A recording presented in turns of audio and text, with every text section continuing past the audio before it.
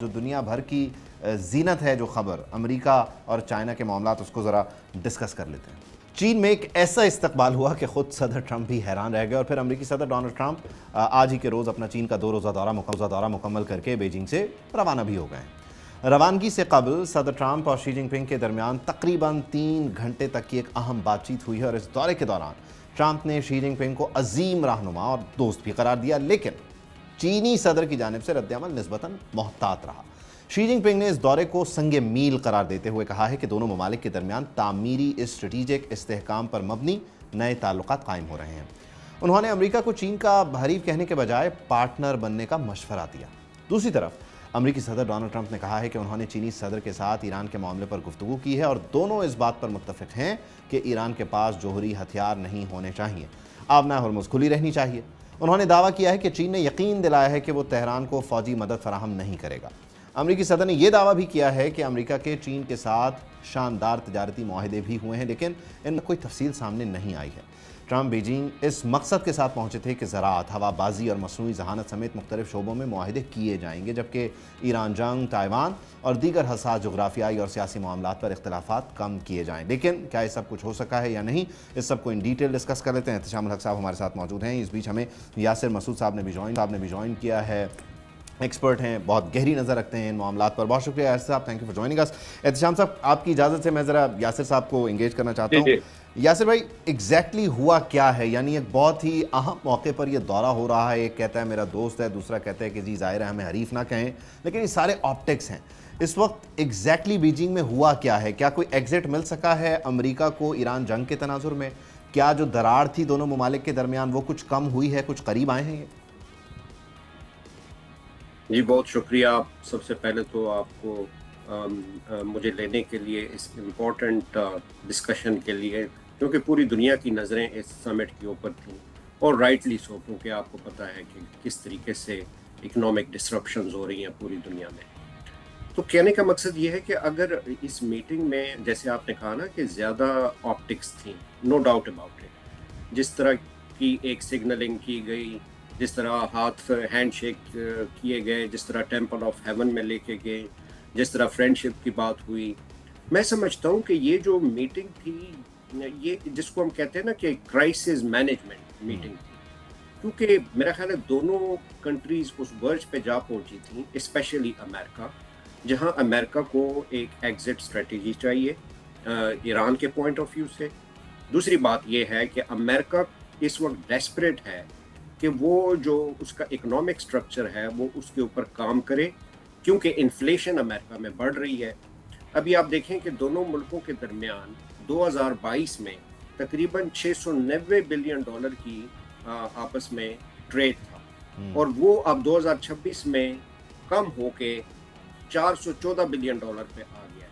यानी मैं ये फिक्र क्यों कोट कर रहा हूँ कि डिस्पाइट द फैक्ट कि जितनी भी protectionism, trade war, tariff war America की तरफ से आई, उससे चीन के ऊपर ज़्यादा फर्क नहीं पड़ा, क्योंकि स्टिल जो है तकरीबन 382 बिलियन डॉलर का डेफिसिट मौजूद है। यानी चाइना का अभी भी इतना अपर हैंड है, क्योंकि मीनवाइल चाइना ने अपनी मार्केट्स को डाइवर्सिफाई किया, सिर्फ अमेरिका के ऊपर रिलाई नहीं किया।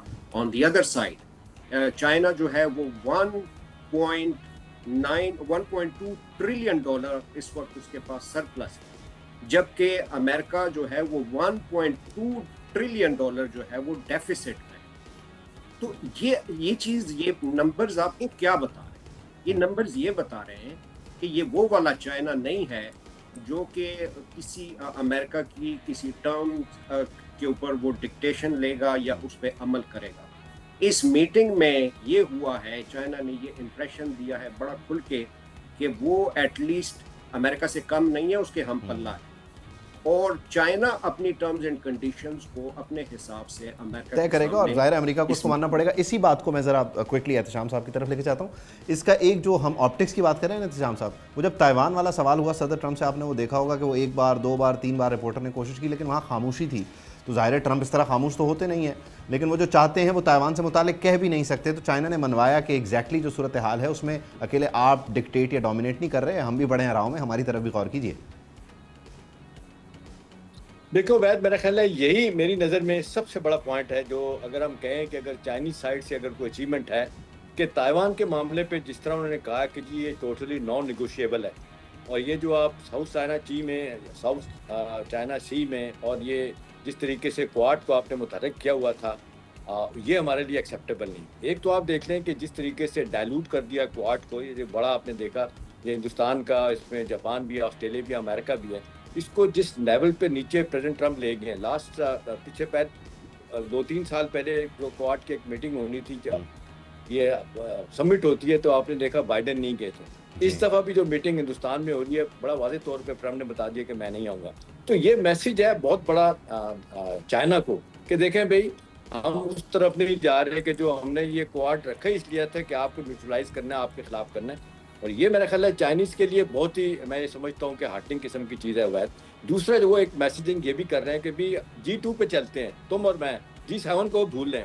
तो मेरा ख्याल है जहाँ वो अपना क्या कहते हैं यूरोपियन यूनियन के मुकाबले में इनको लेके आ रहे हैं अब चाइना को, तो ये बड़ा वाज़ेह तौर पे मैसेज है कि मैं आपके साथ डील करना चाहता हूँ। देखिए बहुत बड़ा ब्रेक थ्रू नहीं हुआ, लेकिन ये बड़ी ज़बरदस्त बात हुई है कि वो थोड़ा सा टेंशन फ्री माहौल होएगा। और आइंदा आने वाले दिनों में 3 इनकी मुलाकातें होनी, जिसमें एक ये है कि सितंबर में प्रेसिडेंट जो चाइना की है वो जाएंगे वहाँ पे। वो दूसरी बात जो है मेरा ख्याल है एक बड़ी डील तो मिल गई। देखे 200 जहाज़ जो है ना, बोइंग जहाज़ खरीदने की डील हो गई है, बाकी चीज़ें प्रोसेस में है। अमरीकी भी इतलात यही कि चाइनीज़ मान गए कि अमेरिकन कंपनियों को भी वहाँ ऑपरेट करने की इजाज़त होगी। तो मेरा ख्याल है ये, और दूसरा जो मैं देख रहा हूँ अपना वैद, प्रेसिडेंट ट्रम्प का इतना मोहतात रवैया मैंने अपनी जिंदगी में नहीं देखा। फॉक्स न्यूज़ पे इंटरव्यू देखे, बिल्कुल बात नहीं की। ताइवान पे बिल्कुल खामोशी इख्तियार की उन्होंने, ठीक है ना। तो ये चाइनीज़ के बड़े कंसर्न को समझ गए। दूसरी तरफ उन्होंने बड़ा वाज़ेह तौर पे चाइना के प्रेसिडेंट ने कहा कि यार पैसा लगाना कोई मसला नहीं है, हम लगाएंगे, अपना इन्वेस्ट करेंगे अमेरिका में, और ये कि $400 बिलियन की जो ट्रेड है हम इसको बढ़ाएंगे। और तो बहुत ज़्यादा हम देख रहे हैं कि ये बैलेंस ऑफ ट्रेड चाइना के हक में, इसको हम बेहतर भी कर सकते हैं। हाँ जी, तो मैंने बल्कि कहा बहुत आपने एहतशाम साहब जो बात की है ना, वो जो डेकोरम डेकोरम की, उसमें बल्कि हम वो फुटेज दिखाते हैं कि अभी पिछले दिनों जब प्रिंस चार्ल्स गए तो वाशिंगटन में अमेरिकी सदर जो प्रोटोकॉल नहीं समझते, वो अपने स्टाफ से खुद ही हाथ मिला रहे थे, बल्कि चाइना में वो पूरे प्रोटोकॉल को फॉलो कर रहे हैं। चीनी सदर लीड कर रहे हैं, वो बता रहे हैं हाथ मिलाना है, या उनका स्टाफ बता रहा है। तो वो बड़ा एक वेल बिहेव, वेल मैनर्ड जो है वो मामला नज़र आया। तो इतने डिसिप्लिन ट्रंप के साथ यासिर साहब बुनियादी तौर पे चाइना को डील करते हुए अच्छा भी लगा होगा, लेकिन एग्जैक्टली जो ट्रेड डेफिसिट की आप पहले बात कर रहे थे, उसको बैलेंस करने के लिए जो अमेरिका की टीम थी वो कन्विंस कर सकी है चाइनीज़ डेलीगेशन को या चाइनीज़ टीम को कि एग्जैक्टली जो सॉफ्टवेयर हार्डवेयर के मसाइल हैं, चिप्स के मसाइल हैं, मैन पावर के मसाइल हैं, उसका कोई बैलेंस क्रिएट हो सकता है, या आप समझते हैं यहाँ पर सिर्फ और सिर्फ कन्वेंशनल डिप्लोमेसी जो है वो ही रास्ता लेगी और होगा कुछ नहीं, चाइना का अपर हैंड ही रहेगा? देखिए, इससे तो अमेरिका ने तो कोशिश की है, और बेसिकली ये बिजनेस ट्रिप भी था, क्योंकि जो लोग उनके साथ डेलीगेशन में थे दे स्पीक फॉर इटसेल्फ कि वो क्यों आए। सो बेसिकली ये भी एक सिग्नलिंग थी कि अमेरिका जो है वो इस वक्त ज़्यादा विगोरसली बिजनेस के ऊपर, फाइनेंस के ऊपर, इकोनॉमिक्स के ऊपर फोकस करना चाहता है। और वो जो डीकपलिंग थी या प्रोटेक्शनिज्म जो थी, लगता इस तरह है कि Donald Trump has learned the hard way कि वो वर्क नहीं कर रही, क्योंकि उसके रिजल्ट्स जो है वो अमेरिका की फेवर में नहीं जा रहे।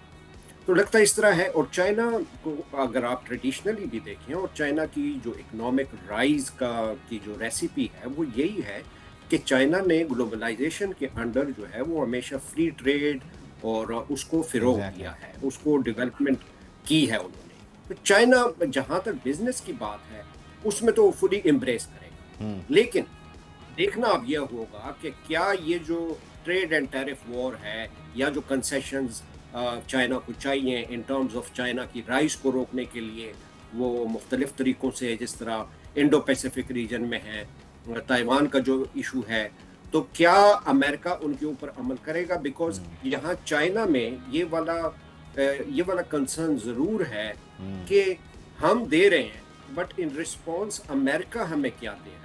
तो ये चूंकि बायलैटरल है, म्यूचुअल है, कंडीशनल, ये तो यासर मुझे लगता है क्विड प्रो को हो जाएगा। ये मुझे जाती तौर पे लगता है क्विड प्रो को हो जाएगा, इनके दरमियान कहीं ना कहीं डील्स हो जाएंगी अगली 3 मुलाकातों में।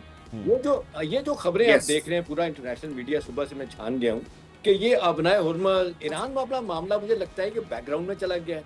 इस पे कोई बहुत डेवलपमेंट नहीं हुआ है इसके कि उन्होंने प्रेसिडेंट ट्रम्प ने कहा कि जी उन्होंने वादा किया कि खुलवाएंगे या ये कि हम ईरान को असला नहीं देंगे। लेकिन ये कोई चीज़ें तय नहीं हुई कि भाई जंगबंदी के लिए आप अगला मरहला क्या होगा, कहाँ बैठेंगे, नहीं बैठेंगे, इसकी सिग्निफिकेंस क्या है? ये बिल्कुल अभी शैडो में है, कोई इसके ऊपर कोई बात जो है वो सामने नहीं आ रही और मेरा ख्याल है कि जो जॉइंट कम्युनिके या स्टेटमेंट भी आएगी उसमें भी आप चीज़ें ब्लैक एंड वाइट में नहीं देखेंगे।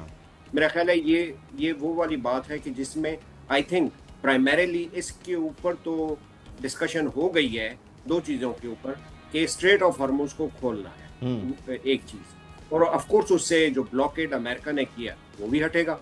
दूसरा ये है कि अमेरिका की तरफ से जो अमेरिका का स्टांस है कि अगर हम नेगोशिएशन शुरू करते हैं तो उसकी प्री कंडीशन ये है कि ईरान को अपने न्यूक्लियर एसेट्स ख़त्म करने पड़ेंगे।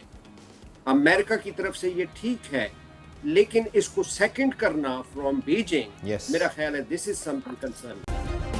सब्सक्राइब करें और बेल दबाएं ताकि कोई खबर रह न जाए।